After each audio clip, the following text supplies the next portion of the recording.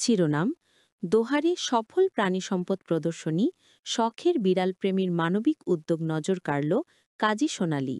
প্রতিবেদন: দেশীয় জাত, আধুনিক প্রযুক্তি, প্রাণী সম্পদে হবে উন্নতি, এই প্রতিপাদ্যকে সামনে রেখে ঢাকার দোহার উপজেলায় জমকালো আয়োজনের মধ্য দিয়ে জাতীয় প্রাণী সম্পদ সপ্তাহ ২০২৫ উদযাপিত হয়েছে।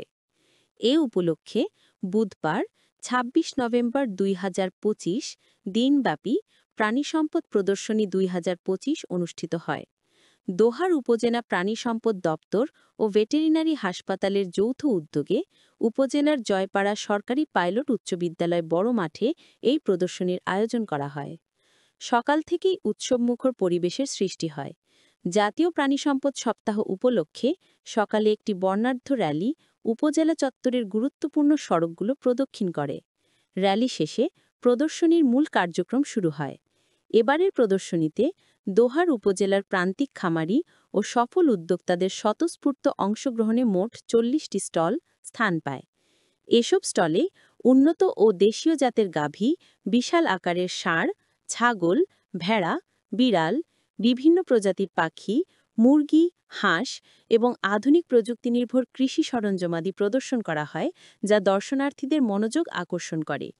প্রদর্শনী চলাকালীন খামারিরা একে অপরের সঙ্গে তাদের পালিত পশুর গুণগত মান, চিকিৎসা পদ্ধতি এবং আধুনিক খামার ব্যবস্থাপনার অভিজ্ঞতা বিনিময়ের সুযোগ পান। প্রদর্শনীর বাণিজ্যিক স্টলগুলোর মাঝে মানবিকতার ছোঁয়া নিয়ে বিশেষ আকর্ষণ তৈরি করেন একই উপজেলার মালিকান্দা থেকে আসা শৌখিন বিড়াল প্রেমী কাজী সোনালী। তিনি তার পালিত বিদেশি জাতের বিড়াল নিয়ে প্রদর্শনীতে অংশ নেন। তবে তার অংশগ্রহণ শুধু শখের মধ্যেই সীমাবদ্ধ নয়, বরং বৃহত্তর প্রাণী সুরক্ষার একটি বার্তা বহন করে। এ বিষয়ে কাজী সোনালী জানান, বিড়াল পোষা আমার একান্ত শখ।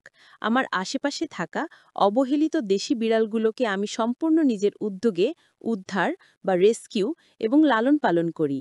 মানবতা ও প্রাণী সুরক্ষার তাগিদে আমি নিয়মিত এই উদ্ধার কাজ চালিয়ে যাই। প্রদর্শনীতে এসে ভালো লাগছে, কারণ এখানে শুধু বাণিজ্যিক পশু নয়, আমার মতো শখের প্রাণীপ্রেমীরাও স্থান পেয়েছে। তিনি আরও বলেন, তার এই উদ্যোগের লক্ষ্য হল সমাজে প্রাণী সুরক্ষার বিষয়ে সচেতনতা সৃষ্টি করা। তার স্টলটি প্রদর্শনীতে আসা দর্শনার্থী ও প্রাণীপ্রেমীদের মনোযোগ কাড়ে। প্রদর্শনী উপলক্ষে আয়োজিত আলোচনা সভায় প্রধান অতিথি হিসেবে উপস্থিত ছিলেন উপজেলা নির্বাহী কর্মকর্তা মোহাম্মদ মাইদুল ইসলাম, সহকারী কমিশনার ভূমি তাসফিক সিকবাত উল্লাহ বিশেষ অতিথি হিসেবে উপস্থিত ছিলেন। অনুষ্ঠানে সভাপতিত্ব করেন উপজেলা প্রাণী সম্পদ কর্মকর্তা ডাক্তার মোহাম্মদ শামীম হোসেন। এতে আরও বক্তব্য রাখেন স্থানীয় ব্যক্তিগণ।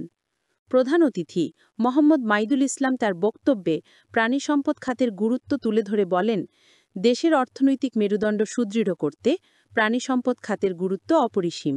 স্মার্ট বাংলাদেশ বিনির্মাণে আমাদের অবশ্যই স্মার্ট লাইভস্টক গড়ে তুলতে হবে।